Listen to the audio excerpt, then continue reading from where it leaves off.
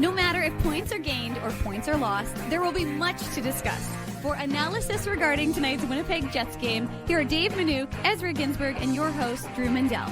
The Illegal Curve post-game show, presented by Play Now, the official sports betting partner of the Winnipeg Jets, starts now.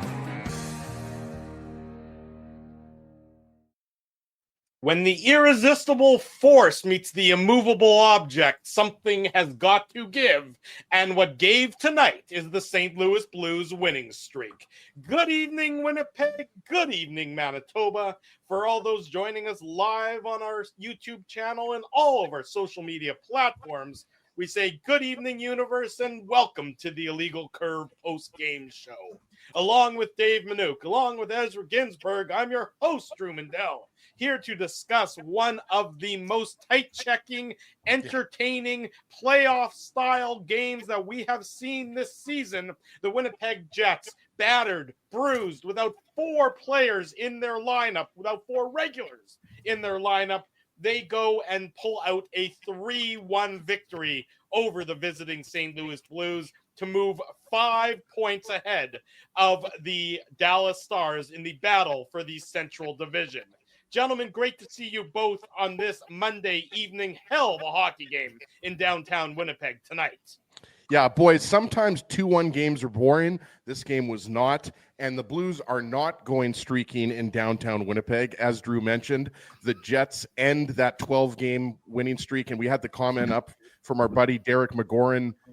When you hold the hottest team in the league to 15 shots on net, you're doing something right. And it wasn't like a complete defensive shutdown game. It was because the Jets were on the offensive in that third period, guys, especially the first half of the third period, or even, the first 2/3 of that third period, because obviously the Blues had their push late in the game, and then they pulled Joel Hofer, who, by the way, Joel Hofer is having a very underrated season. He was 5-0-0 in his previous 5 starts.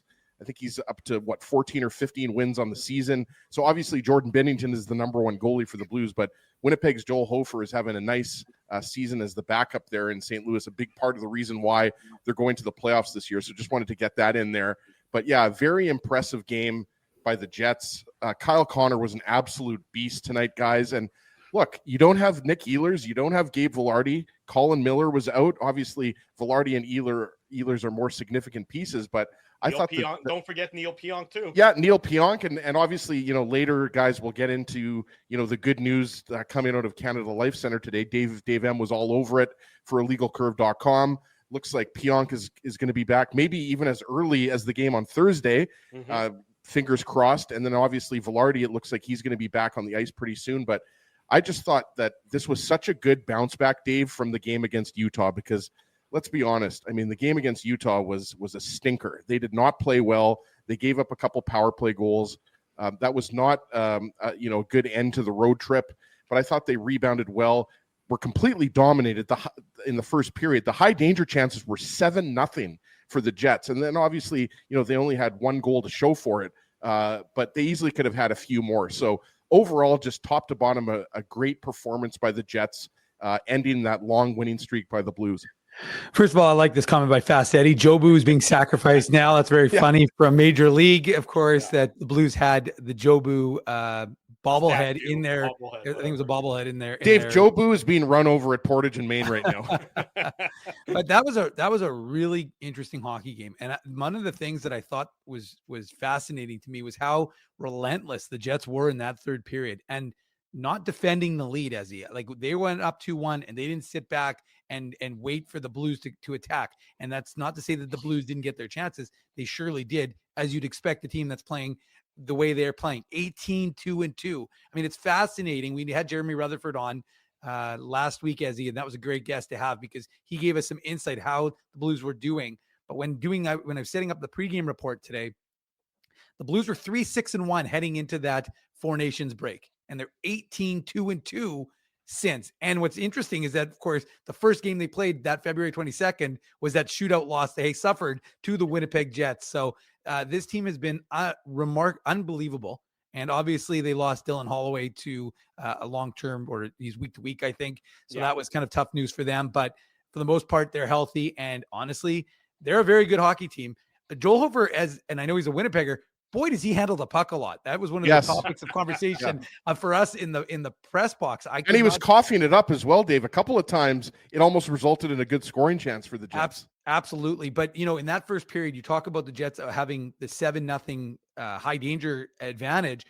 The Jets had the puck, and I don't know what I didn't look yet to see what the possession numbers were yet, but it was like in the first period, you mean? Well, yeah, and in the first period, and it was 80%, 31-8 were the attempted shots in the Jets' favor in the first period. And it was crazy because at one point the Jets were out shooting them by a ton, but like you said, Drew, the shots on net. I think the Blues also had 12 block shots in that first period or something, 12 or 14, whatever the number. I don't know where it finished, but it was unbelievable. And, to me, I think it's as a statement by the Winnipeg Jets. And I don't mean that hyperbolically. I'm not getting all like, plan the parade sort of situation. But what I mean by that statement is this Jets team rebounds. They have a poor performance, which again, we haven't seen a lot of. Remember, as Drew said, this is the 51st time in franchise history that they've won 53 games. And there's still time to add to that with the remaining 4 games on the schedule. But the fact of the matter is that this team has now won 53 games for the first time, 17-18. And last season, they got to 52 in game 82. This team's now won 53. So for me, what they were able to do, like you guys just said, you put away that Utah loss. It was a bad loss. There's no denying it, but you've put it away. And like you said, Drew, the high danger, the advanced stats were well in the Jets' favor. I was looking at it either the first or second, but to me, that was the idea that you can put it away. You have the good game against Vegas. Sure, you don't replicate it afterwards against Utah, but now you go and have a really good game against St. Louis. Well, this was a small spaces game. This was a game that was won. There was no ice out there to be had. There was nobody skating freely through the neutral zone. Shane Knighty on the broadcast mentioned that multiple times, that every inch of the ice was highly contested.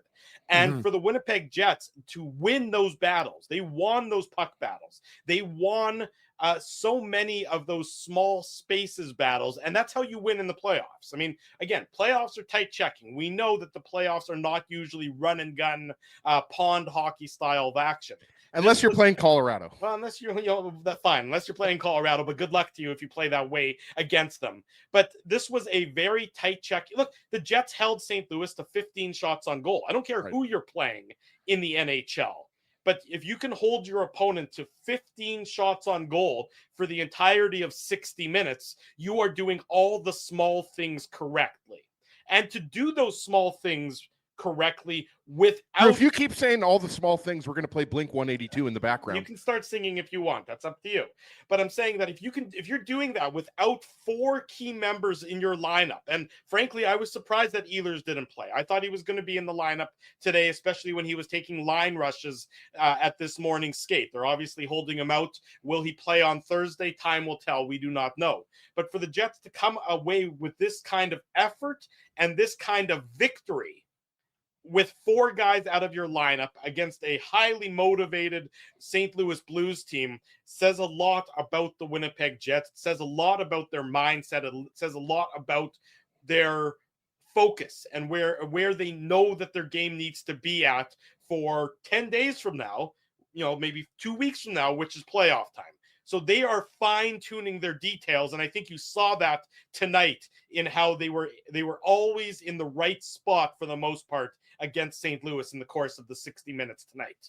That was a classic soliloquy by Drew right there. I was loving it. You're absolutely right, Drew. I agree with everything you said there. And we had the comment up from Dietermeister. I thought Brandon Tanev's play was kind of indicative of the whole team's play, right? Like he had that big hit on Nick Leddy in the first period, right? Like he was mixing it up. He was hit from behind by Braden Shen. I thought that should have been a penalty. That was in was that in the third period? Forget which period that was in, but he was hit from behind at the Jets. I think it was the third, Ezzy. Yeah, it was the third, right? Yeah, so Tanev was not happy about that. He was involved. Remember, he was blocking shots. He got a standing ovation from the Jets crowd. Like Tanev was feeling it tonight. And obviously, the 4th line comes through. We'll get into that in the Play Now game recap.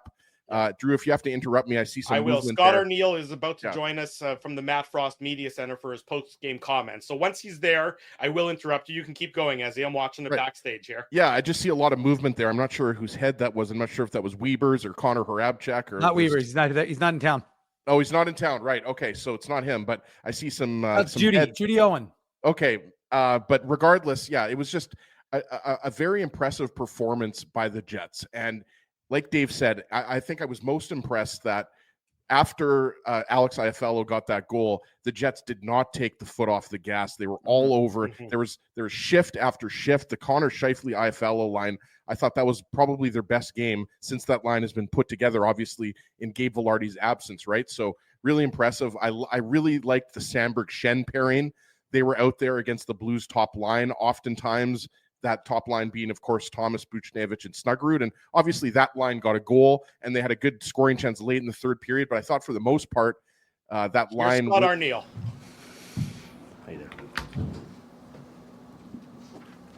Scott, Morgan was asked kind of what went well out there today. Morgan Barron said that forecheck was good, everybody back-checked hard, D-gapped up real well. And it basically takes everybody to do that. What does it feel like, kind of a vibes emotional question, when you see all of your guys kind of playing connected like that? Yeah, that was a really solid 60 minutes of, going out in 5-man units and out battling and, getting zone time on the opposition. Everybody kind of figured out after the first period who their matchups were, who they were going head to head, and I thought all 4 lines won their matchups, and along with the D-men, obviously. And you know what? When you do that with 20 guys doing that, that's that's a tough team to beat.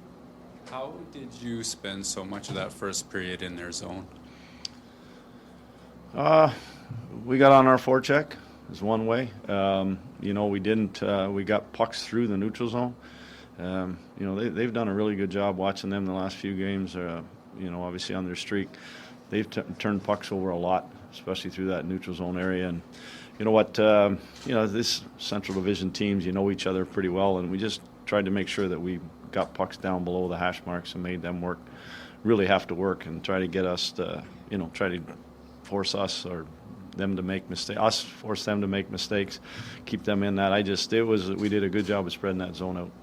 And just one on your top line was there for their goal, and your top line also, when things got tough, got you the game winner. It's been one of the best lines. I'm talking about, that Thomas line has been one of the best lines here since coming over the Four Nations. And, I love the fact when Scheif and those guys go up against the team's top line and do what they do. That was it was a good goal that they scored. Just a bang play. But the fact that they came back, and scored against them as well. The zone time for that, our top 5, they were out against, they were in their end of the rink and forcing them to defend. And when you can force the opposition's top 6 forwards to play in their end of the rink, it goes a long way towards success. What do you think has clicked for, what about Morgan Barron's game has kind of led to this, what seems to be a seamless transition to him being an impact player down the middle? Yeah, he's always said he's a natural centerman, but I think everybody was when they were playing junior or college. But no, you know what? He's taken on this role, and he is just, he's embraced it. Shown us a lot of really good things, strong on draws. You see some more of his speed. Seems to come out of the middle. You see a lot more of his speed, and just doing the right things. He's playing heavy, playing hard. I like that move. Instead of bailing out and going behind the net, sticks his leg out and drives inside. And that's, those for big power forwards, you like to see guys do that. How important is it to have, you mentioned his speed, he's got the speed, but also once he gets into the zone, he's really strong at holding on to pucks and forechecking. That sort of blend, it's kind of rare to find in a lot of fourth-line centers, is it not? Well, I think that, obviously there's some good ones around the league, but I think when it comes to the part of holding on to pucks, we emphasize that, don't just throw pucks away, have a plan. Obviously different teams, if somebody's man on man or other teams are playing forms, you got to move it quick. But when they have size like that, we've taught, you guys have asked me about Gabe, or you've asked me about Lau. I mean, those big body guys, when they use their size and their length of their stick to kind of protect the puck, they're hard to play against. And just one more on me. Brandon Tanev, it's been a month of him back with the Jets. Fair to say he's kind of come as advertised, a couple big blocks tonight, and it seems like we get that every night with him. Yeah, we Energizer Bunny. I mean, he just go, a couple of big hits in that first period, some real big hits. You know, they're against the Shen line, another top-end line, and I thought they did a great job, him being physical. They had some D looking over their shoulder when they're going back to get pucks, and then obviously in the penalty kill, big shot block. He just does it, you know, he stays it. It doesn't matter if he gets hit once, twice, or 3 times, he's going to jump back in that lane. Some milestone moments in that game. The team's franchise record 53rd win. I mean, how gratifying is it to at least reach that achievement? It's gratifying, but it's stuff for after the year. You know, we're still after something here. We're still trying to get that division, and this was another step towards it. You know, it's amazing that we're at game 53 and we still haven't clinched the division. That's how good our division is. So it's just move off of this one, move on to the next one. You know, we'll go down and do our business down in Dallas. But you know what? It's a great accomplishment. But like we keep talking about, I know you guys don't like to hear it. It's move on. It's part of business. Get on to the next one.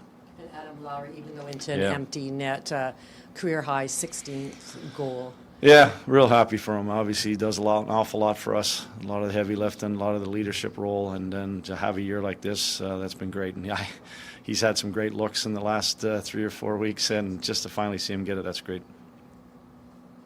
Right, thank you. A happy Winnipeg Jets coach in Scott Arniel joining us tonight on the Illegal Curve post-game show live from the Matt Frost Media Center in downtown Winnipeg. Winnipeg Jets 3-1 victors over the St. Louis Blues. We welcome everybody back to the Illegal Curve post-game show. It's presented by our friends at Play Now. Learn to bet with Play Now, the official betting partner of the Winnipeg Jets. Sign up and get up to $250 in bonus bets. Conditions apply. 18 plus. Enjoy responsibly. I was thinking as I was watching that game, it's a good thing that the Jets have Tuesday, Wednesday, and then face Dallas on Thursday, because it's going to take a good 48 hours to come back and heal up from some of those bumps and bruises in what was a tight checking, shot block filled effort tonight by the Winnipeg Jets in beating the St. Louis Blues. No free ice was given here, which is, I think, just the exact kind of game you want to see happen. You want to experience that kind of game in the lead up to this run to the playoffs, Eze. Yeah, absolutely. And also, Drew, an extra 24 hours for Nikolai Ehlers to heal up, right? I think based on what we were talking about earlier, I mean, it seems like Ehlers should be ready, right, Dave? If it looked like he was going to be ready for tonight's game, you'd think by Thursday he'll be ready to go, and they're going to need him because obviously that's going to be a huge game. But tonight's 2 points are huge, guys, right? Like, obviously, you know, the Stars have a game in hand, but being 5 points up now gives the Jets some breathing room, right? It doesn't. And they got more regulation wins. They're at 42 now. Right. I didn't know that. I wasn't paying attention to that. But Dave, that's why you always make me look good. But just a huge game. And like I was saying before, guys, before we went to Scott Arniel, and big shout out to Colby Spence, by the way, always providing the beautiful visuals. Just a great bounce back effort from the game against Utah. I obviously didn't do the post game show with you guys, but I mean, that was one of the more disappointing games, I would say, in recent memory. So a good bounce back game and just impressive performances by a variety of Jets. We talked about it, not just the Scheifele, Connor, Iafallo line. A little bit of a quieter night for the Nemestikov Perfetti line. Not saying that in a negative way. It was not the most high event night for that trio. They had the lowest possession numbers of any of the Jets forward lines. They were only at 56%. Right. The other 3 Jets forward lines, Iafallo, Scheifele, and Connor. And Kyle Connor was incredible in today's game. He was. They had a 76%. The expected goals for them was 87%. Tanev, Lowry, and Appleton, even better, 92%. And same with Gustafson, Barron, and Jared Anderson Dolan at 92%. The Jets were on top of their game tonight, is really what this was. And it was from start to finish. And it was a close game. And certainly, I mean, look, St. Louis had golden opportunity in the last 30 seconds of the game after Mason Appleton missed on that empty net. St. Louis very easily Buchnevich. Came back and scored a goal.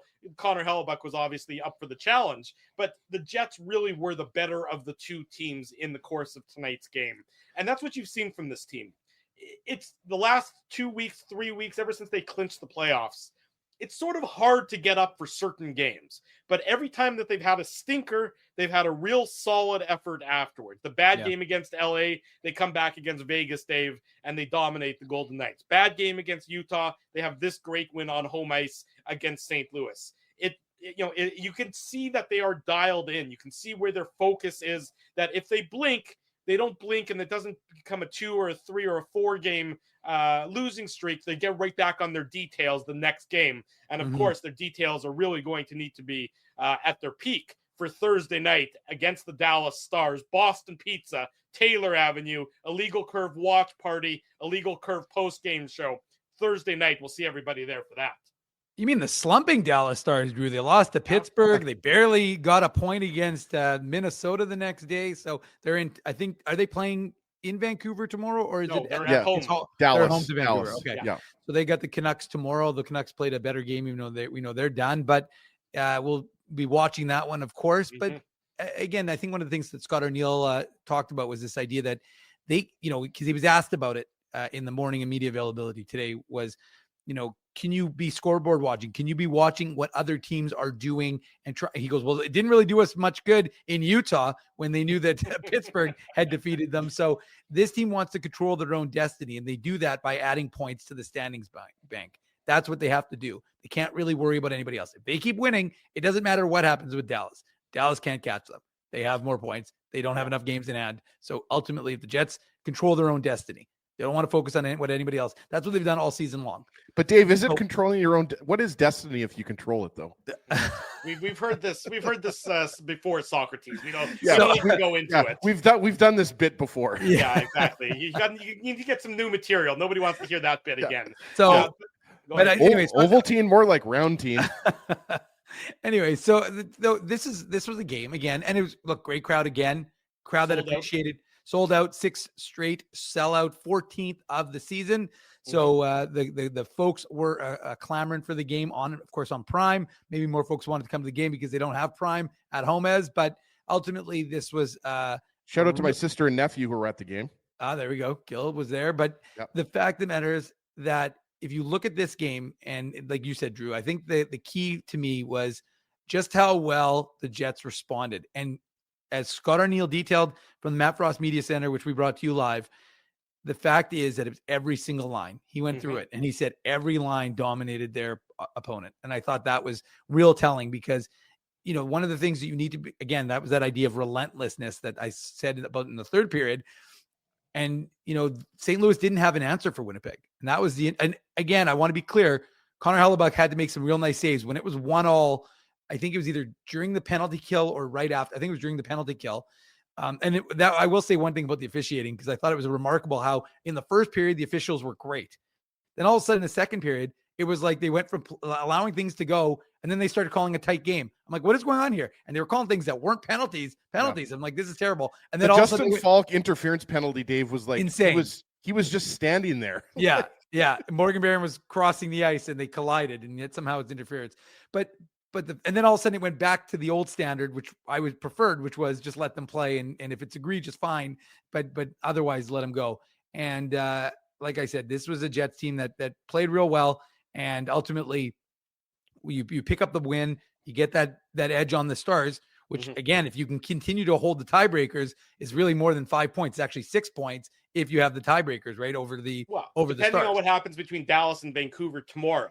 And it's worth noting that, as Dallas has been playing some good hockey as of late, if you look at their underlying numbers, they're actually exceeding their underlying numbers. Their underlying numbers aren't as good as their record has been lately. So analytically, they haven't been as good, but the points are still in the standings bank for the Dallas Stars. But look at Drew bringing out PDO. Well, I mean, it's true. Their PDO has been exceptionally high as of late. But if Vancouver were to do the Jets a big favor tomorrow and win in Dallas, which I would not expect to happen necessarily, the Jets could clinch the division with a regulation time victory on Thursday night. Now, that's getting ahead of ourselves because Dallas and Vancouver still have to do battle tomorrow, but that's really where the stakes are at.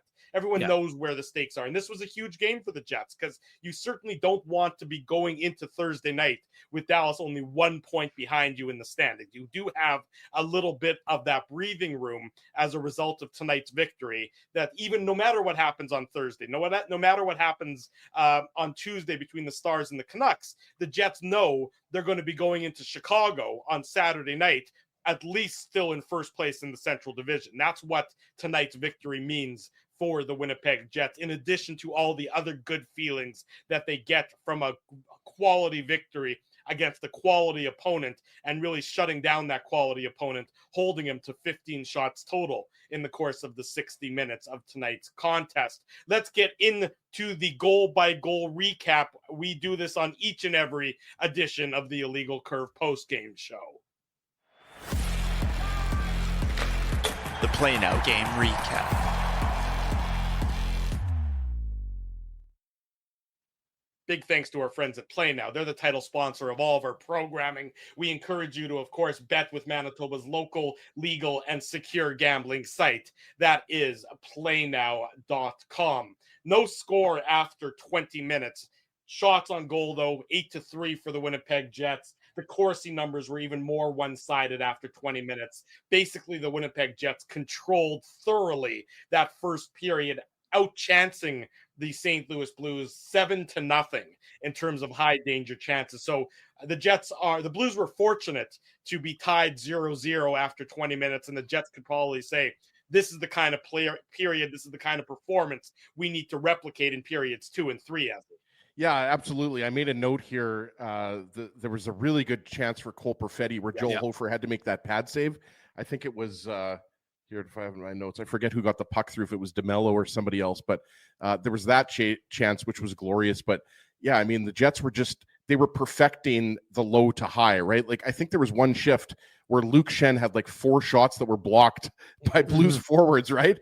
So it was a lot of zone time, a lot of possession time. And even though the Jets don't score in the first period, they were doing all of the things that you want to be doing, right? You want to have like a smart forecheck. You want to have the Blues on their heels. You want to make sure that, the Blues aren't really having any sustained zone time. Like, really, it was one of the more impressive first periods in recent memory, because let's be honest, guys, the starts have not been the Jets' forte, right? Like, we can point to several games just in recent memory where the Jets have gotten behind a goal. Obviously, they're able to tie it up and come back. But yeah, you're right, Drew. They did everything, I should say, but score a goal in that first period, as you mentioned, with the high danger chances being 7-0.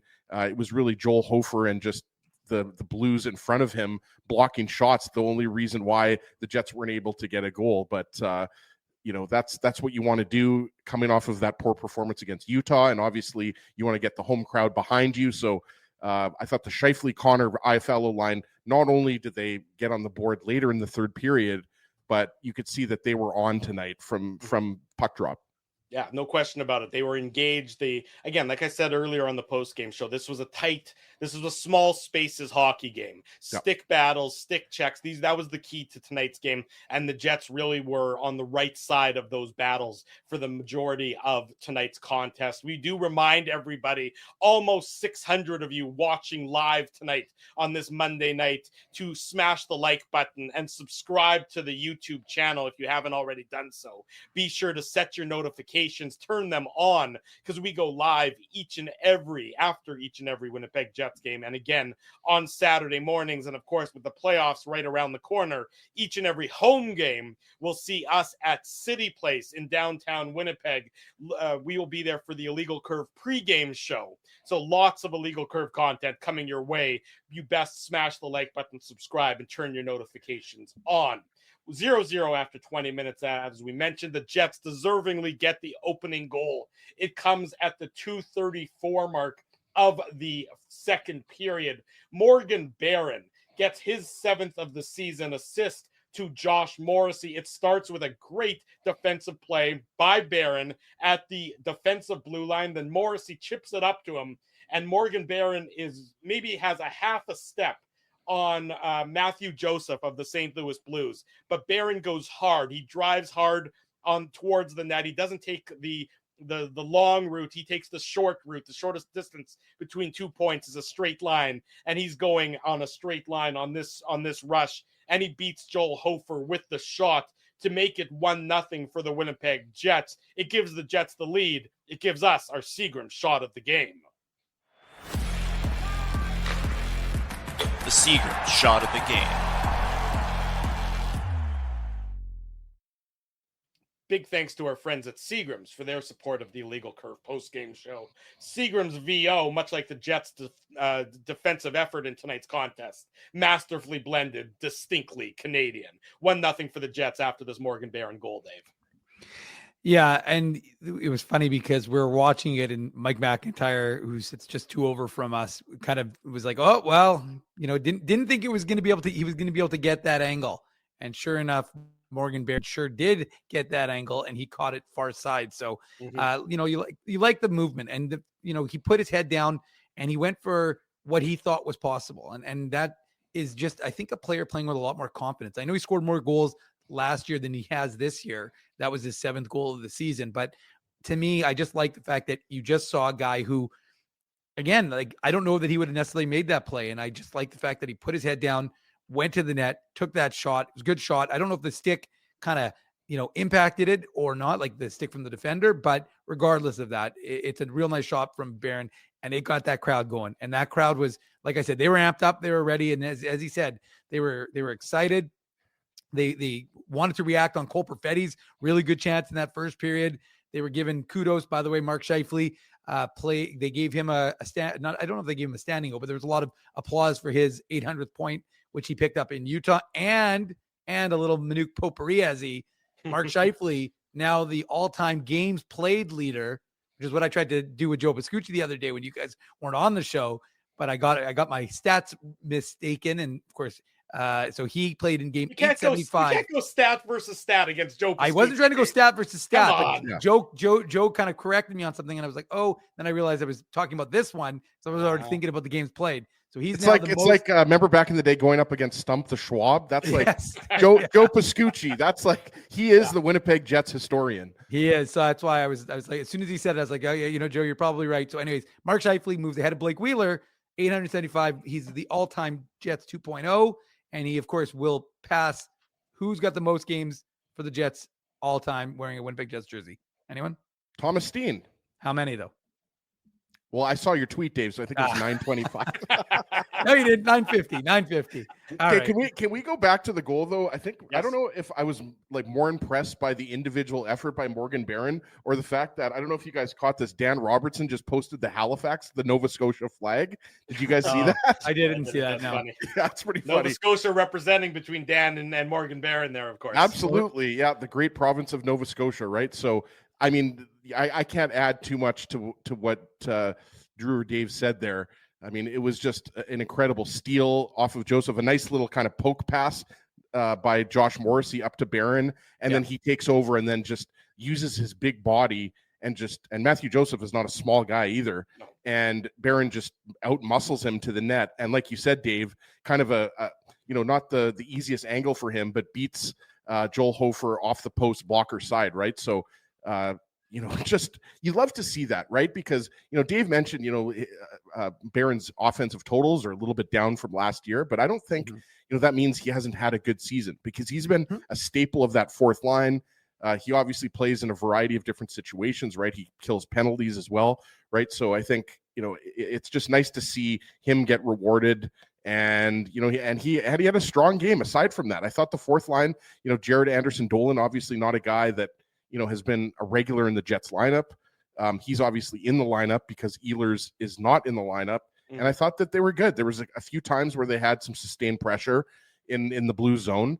But yeah, a beauty goal and definitely an easy pick for the Seagram shot of the game.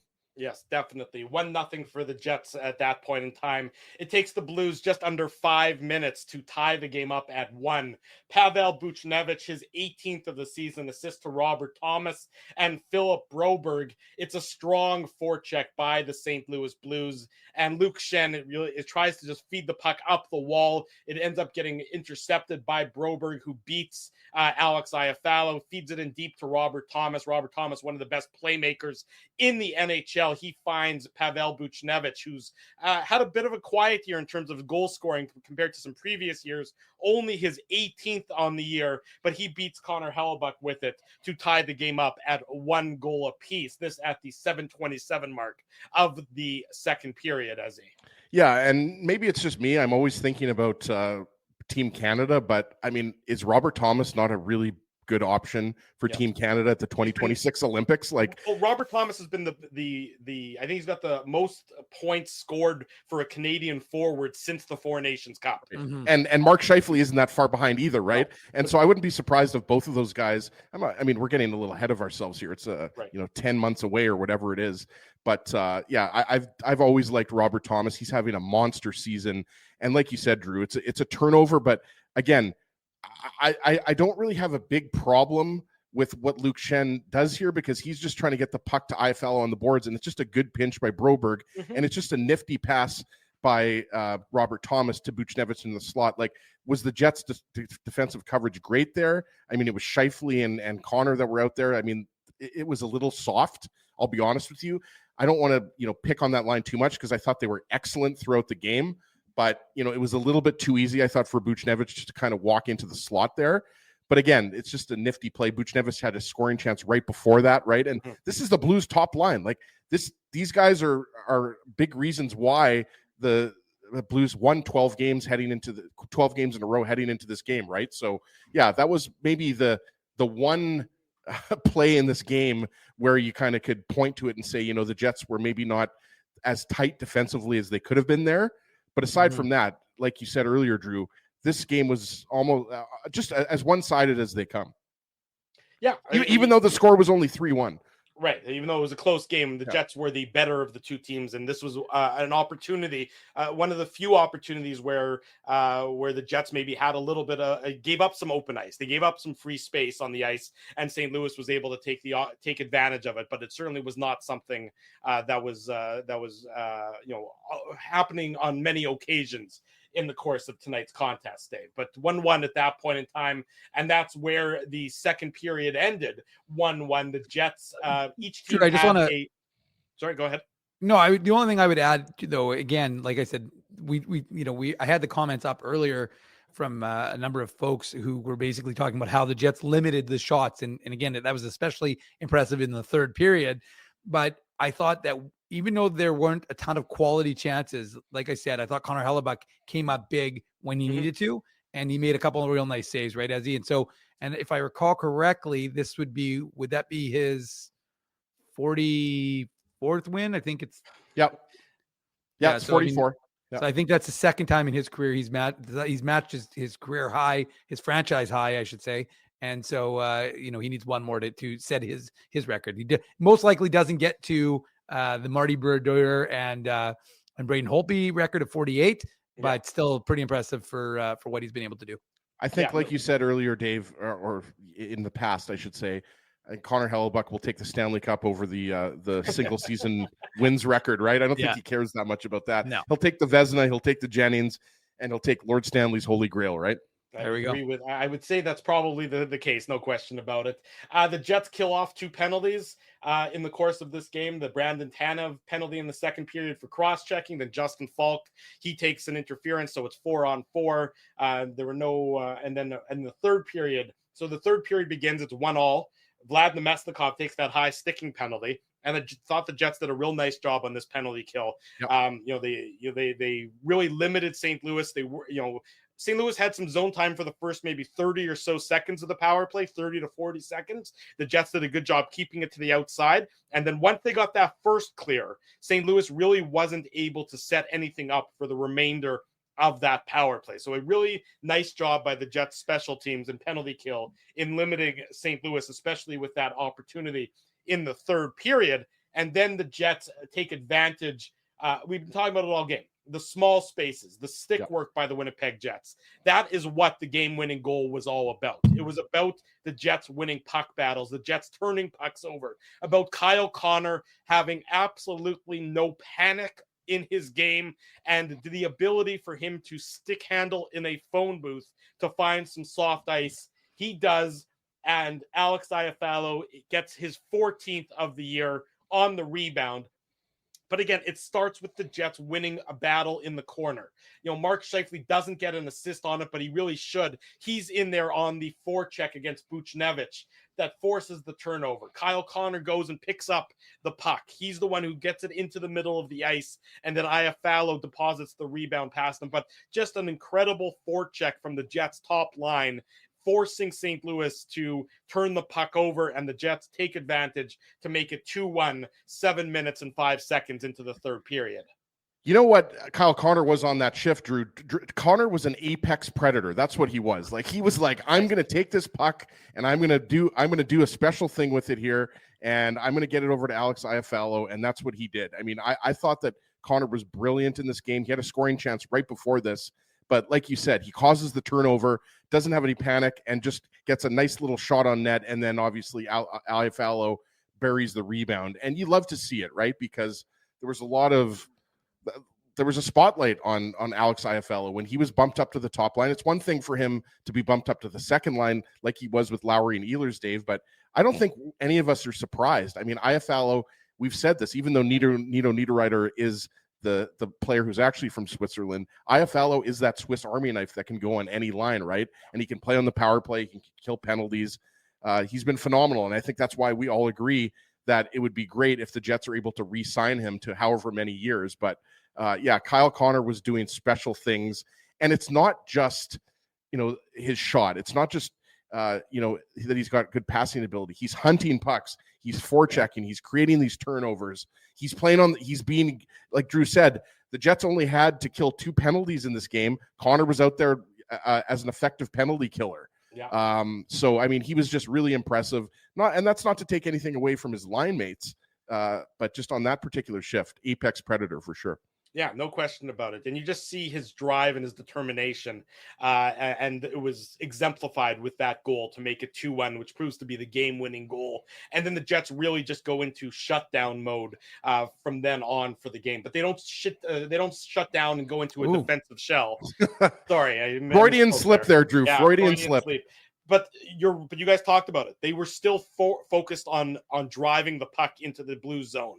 They were focused on the offensive side of the game while being first and foremost defensively responsible. And that's what you want to see. You want to see a team win the game by not letting the opponent enter your zone. St. Louis, of course, did enter the zone, and Connor Hellebuyck had to be big and made a number of key saves. Mason Appleton looked like he put the game away, but he somehow missed on that empty net. St. Louis gets an opportunity going back the other way. Connor Hellebuyck steps up, and then eventually Adam Lowry, he gets the empty net. The St. Louis-born kid with 9 seconds left to go in the game, but he's the captain of the Winnipeg Jets. He wears Winnipeg through and through on his sleeve. He gets the Jets the 3-1 victory with his 16th of the year. Mark Scheifele, his 46th assist on the season, and it's a 3-1 victory for the Winnipeg Jets, Dave.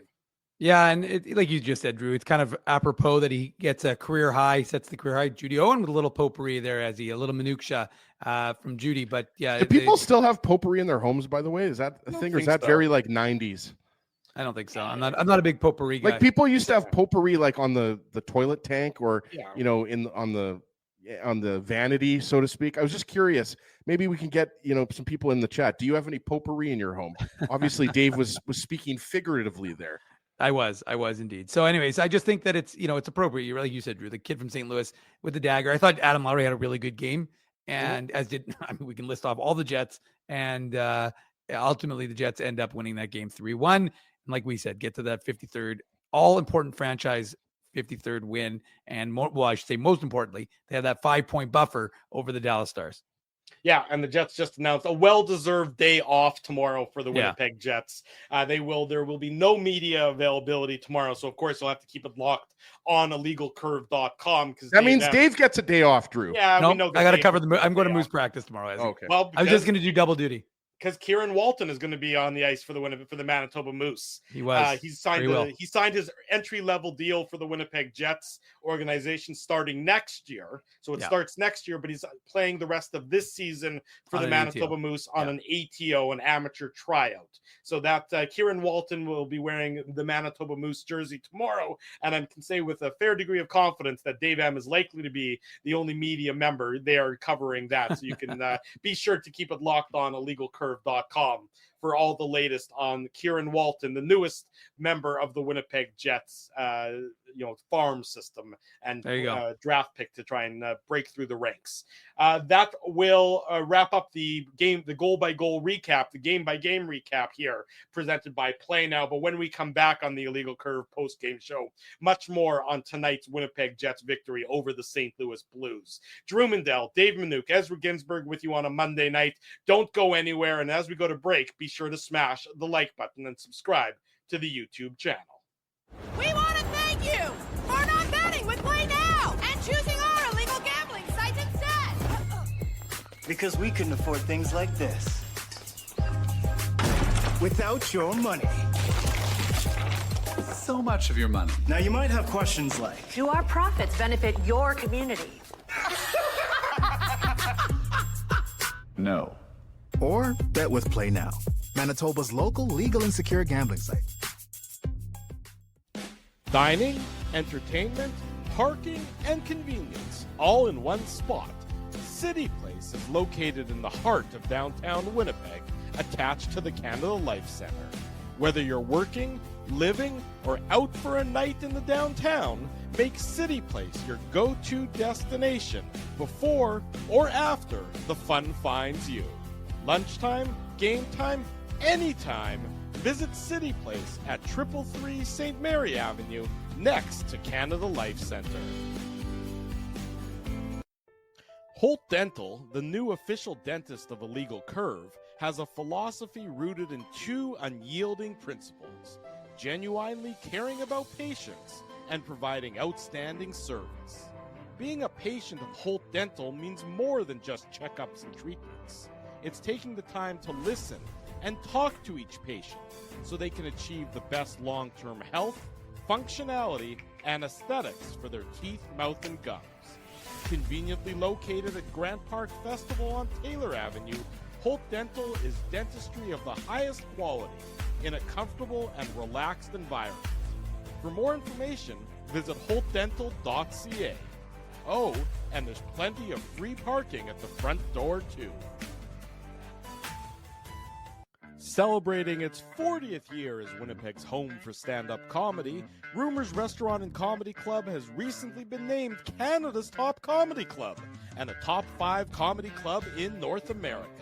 From birthday parties to date nights to fundraisers and everything in between, Rumors is your destination for the best and most affordable live entertainment Winnipeg has to offer. For more information on upcoming shows, Rumors' incredible promotions, and to purchase tickets, visit rumorscomedyclub.com. At Boston Pizza, a fast lunch doesn't have to mean fast food. Now you can get a $15 lunch served in just 20 minutes, including your choice of a main, side, and drink. That's right, lunch for $15 at your local Boston Pizza. Welcome back to the Illegal Curve post-game show. Drew Mandel, Ezra Ginsburg with you. Dave M. had to jet, so we said goodbye to him. He'll be back on Thursday night as we will be at Boston Pizza on Taylor Avenue for the Winnipeg Jets Dallas Stars game. Join us, please. The Illegal Curve watch party, the Illegal Curve live on location post-game show. We're looking forward to that on Thursday night. Before we go any further with tonight's analysis, we do have to make mention, of course, of the tragic news that the hockey world experienced and was announced shockingly earlier today. The passing of Greg Millen, one of hockey's foremost analysts, somebody that we certainly spent many a Saturday night listening to. An absolute stunner of news. I can't say that I knew him personally. We, of course, would have seen him around the arena on a few different occasions over the years.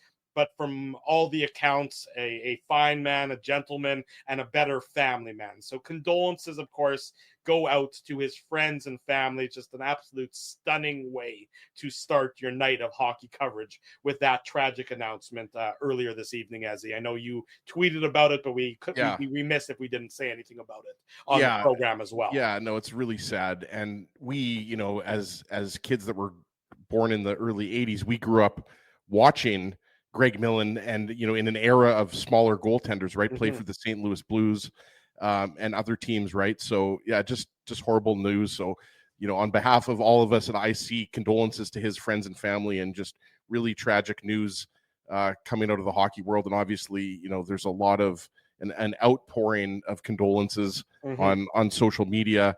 So as you said, Drew, it's worth mentioning. And obviously he dies way too young, and there's no way to not awkwardly transition from that. But we'll just leave it at that. Really sad day for the hockey world. You're right about that. There is no way to awkwardly segue off of that news, but I certainly wanted to mention it. Scott Arneal tonight spoke about the Connor Scheifele and Iafallo line. We've spoken about them and how effective they were in tonight's contest as well. Here's their line matched up against the Robert Thomas line. So again, not matched up against the St. Louis third line, not matched up against the St. Louis fourth line. This courtesy of our buddy Connor Hrabchuk. The shot attempts 22-7 in favor of the Scheifele, Connor, and Iafallo line. The scoring chances 10-2 in their favor, and their expected goals percentage 87%. Just an absolute dominant effort from that line. The high danger chances in general over the course of the 60 minutes tonight at 5-on-5, Ezzy, 17-4 in favor of the Winnipeg Jets. So wow, this was a game. It could have easily been a 5-1 or 6-1 game.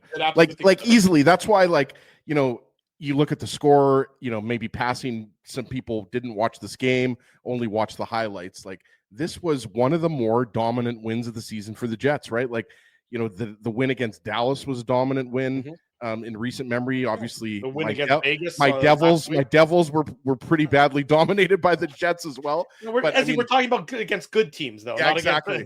Fair enough. My Devils are not looking too good right now, but at least they're going to make the playoffs, right? I mean, there's something to be a little bit optimistic in the East. You can make the playoffs by default. Yeah, the East is definitely not as strong as the West this year. That's for sure. The Central alone, I mean, it's almost like you could have your own Stanley Cup playoffs just with the Central, with all the wins that are coming out of that division. But yeah, it was really one-sided, really impressive.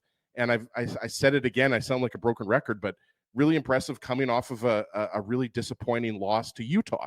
And you've said it before, Drew. I mean, you can't always get up for games this late in the season, but when you're battling for first in the division, first in the league, the conference, and you're going up against the hottest team in the league, the Jets have often elevated their games against the cream of the creme de la creme of the NHL. So a really impressive win. The stats don't lie. The eye test and the stats match up here. It was a dominant performance by the Jets, which is good for them, not only going into Thursday's game against Dallas, but just good for them to get those extra 2 points to give them some breathing room. And then if you have Dallas on Thursday night and you get Nikolai Ehlers back and you get Neil Pionk back, well, and Colin Miller didn't play tonight either, and that was more due to illness. So you would assume that maybe by Thursday that illness will have run its course and he'll be back on the ice for the Winnipeg Jets.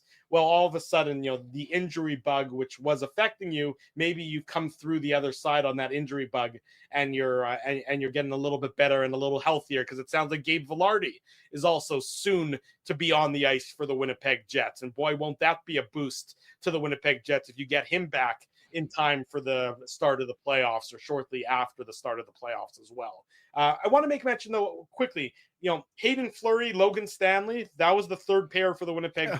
They were good tonight. Yeah. They were certainly serviceable. And I don't think I would want to run with a Fleury Stanley pair, for a long period of time. But they were noticeable for the right reasons. There was that one play that Logan Stanley had, I think it was either late in the second or in the third, where I sort of said, gulp, like, don't do that, like a blind backhand pass across his own defensive zone, but he got away with it. But I thought Hayden Fleury and Logan Stanley stepped up big in an important role for the Winnipeg Jets tonight. Yeah, I would agree with that. And like you said, I mean, we're not going to get into it because we obviously got into it on the Saturday show. It kind of remains to be seen what that third pair will look like once Neil Pionk is back, once Colin Miller is back. But you obviously want to see Logan Stanley on his left side. And most likely, I mean, I'm kind of leaning towards in the playoffs, it is going to be Logan Stanley and Luke Shen as the third pair. Right. I realize that, some people don't like that. But, I mean, when Pionk is back, he's going to go back with Samberg. We know that. Luke Shen is not a top four defenseman. No, and he's done a good job. Like he was good tonight, but he, you want him kind of more in the 14 to 18 minute range, Yes. as opposed to the 20 to 24 minute range, which a second pair defenseman usually is around that range. So, but you're right, Drew. Hayden Fleury and Logan Stanley against the league's hottest team, they were good tonight. And, Logan Stanley had some nice hits, but like you said, he almost turned the puck over once. And that's where he gets into trouble, when he tries to do too much, when he overcommits. When he plays a simple game, and again, that's a cliche in hockey to play a simple game. That doesn't mean that you're playing that's not a negative term. It's as a third pairing defenseman, you just want to take care of your own end. Yes, if you have an opportunity to jump up into the play, but that's not Logan Stanley's strength. His strength is being just a reliable, more of a defensive defenseman. Right. And when he tries to do too much, like he did against the LA Kings, was it with that turnover in the neutral zone, right? Or at the Kings blue line, wherever it was. That's when he gets into trouble, when he tries to do too much. So I agree that the third pair was good. And like you said, it looks like Colin Miller, because it's just an illness, he should be back in the lineup. But again, Neil Pionk could be back in the lineup as well. So it's going to be interesting to see what happens. There's a lot of moving pieces. Well, you're right. If Pionk's back and Miller's only at 60%, maybe you keep him out of the lineup again. Right. There's moving pieces. Again, the point is the Jets seem to be getting healthier. Now, of course, that can change in the course of one poorly placed slap shot or something along those lines. It can change in the blink of an eye. But for the time being, I would expect Ehlers and Pionk to play for the Winnipeg Jets on Thursday night. And that means I would agree with that. Yep. You're back to you're certainly close to as close to healthy as you've been over the course of the last month or thereabouts. Impressive victory for the Winnipeg Jets tonight. 3-1 over the St. Louis Blues. They stopped the Blues winning streak. They moved 5 points ahead of the Dallas Stars. The Stars, of course, with a game in hand, they'll make up that game tomorrow night against the Vancouver Canucks. So it'll be a night of scoreboard watching for the Winnipeg Jets, all leading up to the main event on Thursday night. The Jets in Dallas to face the Stars. Will be at Boston Pizza on Taylor Avenue. And of course, we want you to join us there as well. The Illegal Curve watch party and the Illegal Curve post-game show emanating from our home away from home, Boston Pizza on Taylor Avenue.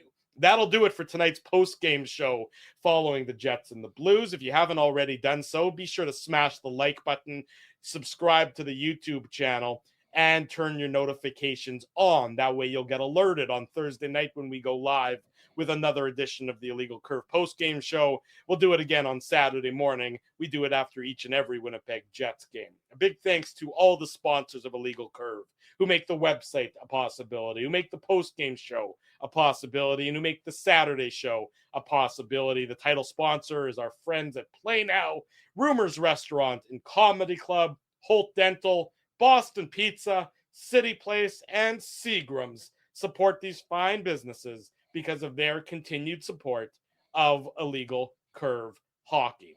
For Dave Minuk, for Ezra Ginsburg, I'm your host, Drew Mandel.